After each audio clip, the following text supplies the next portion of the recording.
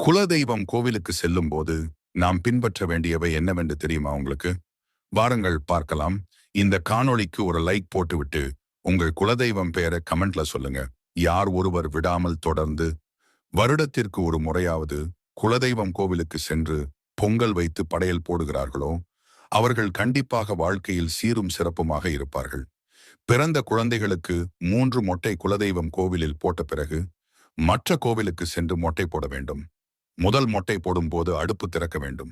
எந்த ஒரு சுப நிகழ்வும் நடந்தாலும் முதல் பத்திரிகை குலதெய்வம் கோவிலில் வைத்து பூஜை செய்த பிறகுதான் மற்றவர்களுக்கு கொடுக்க வேண்டும். குலதெய்வம் கோவிலுக்கு சென்று விநாயகருக்கு வாழையடி வாழையாக வாழ வேண்டும் என்று அகல் விளக்கு போடலாம். எப்பொழுதும் கோவிலுக்கு செல்லும் பொழுது நம் வீட்டில் இருந்து அன்னதானம் கொண்டு சென்று கோவிலில் யாருக்காவது கொடுப்பது மிகவும் நல்லது. வீட்டிலிருந்து வெள்ளம் கொண்டு சொல்வது மிகவும் நல்லது. இதை பிரசாதமாக யாருக்காவது கொடுக்கலாம். அப்படி கொடுப்பதால் வெள்ளம் கரைவது போல பிரச்சனைகள் கரைந்து வாழ்க்கையில் இன்பம் ஏற்படும்.